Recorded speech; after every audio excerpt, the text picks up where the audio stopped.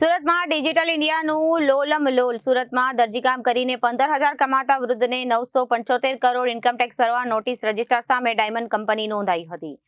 હકીકતમાં ત્યાં engineering workshop હતું અને વર્કશોપમાં જરીના મશીન અને બરફના ગોલા બનાવવાના સાધનોનું રિપેરિંગ કામ થાય અને મકાન માલિક કંપની અંગે સંપૂર્ણ અજાણ હતા.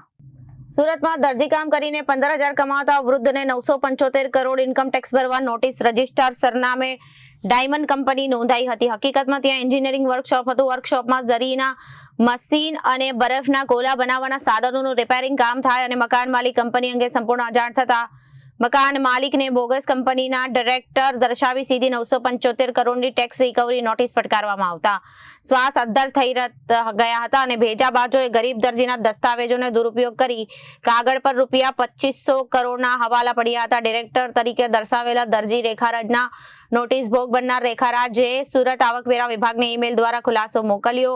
ઉચ્ચ સ્તરે રજૂઆત કરી દસ્તાવેજોના દુરુપયોગ અંગે ફરિયાદ નોંધાવી હતી.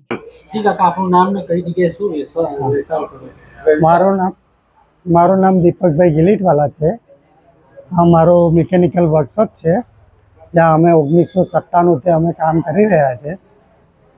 આજ દિન સુધી અમે કોઈ ડાયમંડના એના સાથે કંઈ લેવા દેવા છે નહીં. મળે અમને 1997થી અમારો આ બધી મશીનરી એમની એજ છે.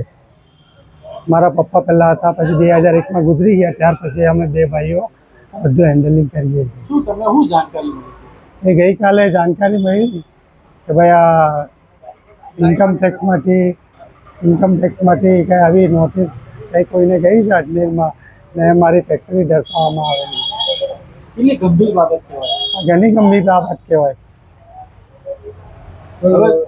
નોટિસ પછી કોઈ ડિપાર્ટમેન્ટમાંથી કોઈ ના, અમારા પાસે કોઈ નોટિસ એવી નથી આવી. મને તો ગઈકાલે જાણ થઈ. કોના દ્વારા જાણ થઈ? Bureau report, Janadesh news.